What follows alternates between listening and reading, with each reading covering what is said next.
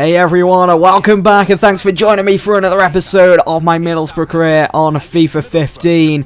Not so long ago, we were in the third round of the FA Cup playing against Chelsea at Stamford Bridge. And who would have thought that it would be Middlesbrough that would come out on top against a team that have been considered favourites to win this season's Premier League trophy.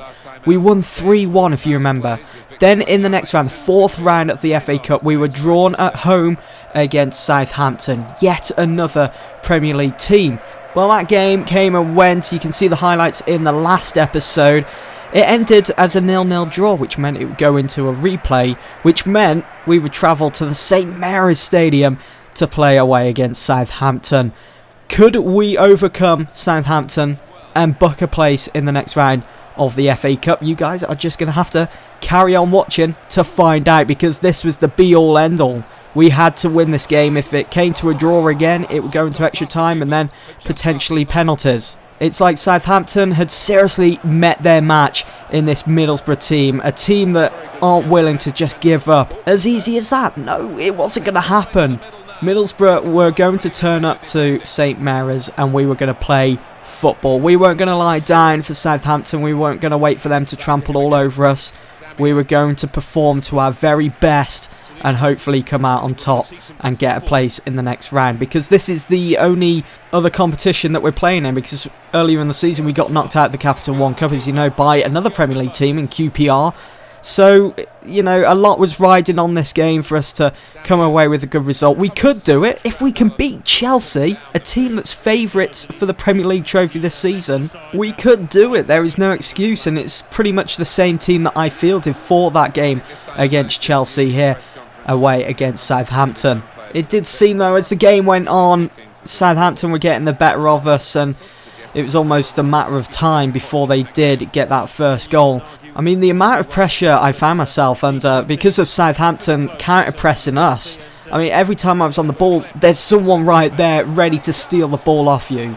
It's like there's no let-up, and there wasn't any in this game. And Philip Uri, who's on loan from, I think is it Benfica, came very close with that opportunity. They did have a free kick about 25 yards out. They were aiming for that top left-hand corner, but Dimmy was all over it with a simple save. It was a feather of a save, really. There was no power behind the ball whatsoever. They were just looking to float it into the top corner. Come the second half, this was the half that Southampton ran away with the game. They made it 1-0 with that superb strike from Philip Uri. He was gunning for a goal in the first half and eventually found it in the second. And I'm not sure why there was a goal line technology decision going on here, because it was clearly across the line. Maybe they just wanted to clear it up. But you can see that the power behind that strike, it absolutely rattles the crossbar. And it goes, it almost blew Dimmy, the goalkeeper, away. That shot from Uri, that's what he's capable of doing. And then Southampton made it 2-0. Moments later, in the 64th minute, it would be Shane Long with that goal. At the time of playing this, when that ball crossed the line, I knew the game was all over and that we had been knocked out of the FA Cup. I mean, Dimmy did well to save that first initial shot from, I think it was Wanyama, but why he couldn't have held on to it, I don't know. And Shane Long came in and mopped up that attack for Southampton, getting that second goal. We couldn't really mount any offence on Southampton. We were poor on the day. We really should have done so much better, especially seeing that we did beat Chelsea. We knocked them out of the FA Cup this season. I know, I keep going on about it, but that's certainly one of our biggest highlights this season for Middlesbrough. We then could, I suppose, getting knocked out of the FA Cup is like a blessing in disguise, because it meant that we can now focus on the Championship and getting promoted to the Premier League. That was my main focus this year, and this was a big game coming up. It didn't help matters that we just lost against Southampton midweek, because morale would be slightly low for the players heading into this massive fixture against Watford. It meant so much. If we could win this, we would increase our lead at the top of the table by 12 points with just 19 games remaining. I mean, what a lead to have. what an advantage to have over teams like Watford that are looking to get promoted this season, maybe looking for top spot. But I had a feeling it was going to be a big ask for my players to come away with a win. You know, being away midweek against Southampton, a Premier League team that's like on a different level, plus taking into account it was a very grueling match, and it really did push my players to their limit, which meant players' fitness for this game against Watford just days later wasn't looking the best, and it certainly did hinder our performance. We did go 1-0 down just before the referee blew his whistle to signify half-time, and it certainly was a massive blow to Middlesbrough and its fans. And of course, confidence would be shot come the second half.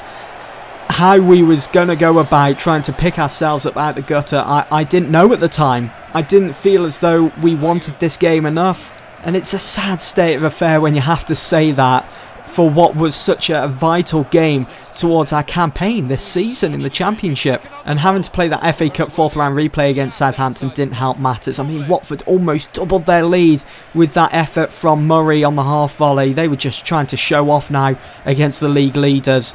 Now with just over 10 minutes to go of the game, we almost got back into it with an equaliser from Leadbitter. There was so much power and aggression behind that strike. It hammered against the crossbar and came back out, and we couldn't do anything else with it. We had one last chance, and it came from Ensue. The ball should have been in the back of the net, but Gomez, wow, what a save. Keeping that clean sheet and securing the win for his team. And I'm not too sure what this was all about with Doyley. Maybe it's a new victory dance or something. The kids are all going to be doing it soon before you know it. But yes, it was a disappointing result against Watford. Again, I can't stress enough how much of an important game that was, because they have now closed that gap to just 6 points when we could have increased it to 12. Oh, I can't believe we missed our chance there. And you can see that Leeds United are catching it. They're hot on the tails of Watford, as well as Sheffield Wednesday. And I suppose Charlton and Bournemouth are all in there with a shout too. And next and final game of this episode, we were on the road again. We had to travel down south to play against Reading. This was the team we played on the opening day of this season's Championship campaign. We beat them 3-1 in what was probably our best...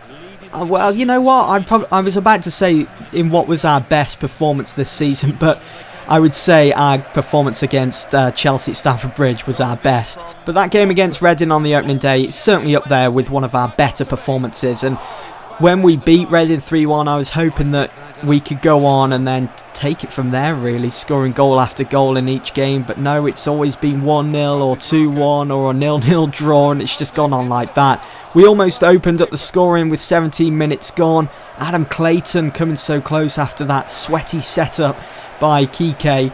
You don't see that very often, do you? A sweaty goal being denied by the goalkeeper. It should have been 1-0, but Kike looked to put that behind him, went on a fabulous run, and again came close to making it 1-0. It's like a game of pinball, how the goalkeeper just pinged that up into the crowds. The force behind it as well. Unbelievable. He's going to have a bruise after that one. Does it look like it came off his shoulder, or maybe it was his forehead? That would have hurt. We were waiting for the first goal. 70 minutes gone, and it was Reading that almost got it with that Robin van Persie for Holland in the World Cup-esque header from, is it Chalabar? I'm not too sure how you pronounce his name, but his header went wide anyway, so it wasn't really significant. It was just that was probably the best chance Reading had all game. And Dimmy kept the point alive for Borough with that magnificent save. That's going to be it then for this episode, folks. I know not the best of videos for goals and results for Borough, but we will continue to fight on.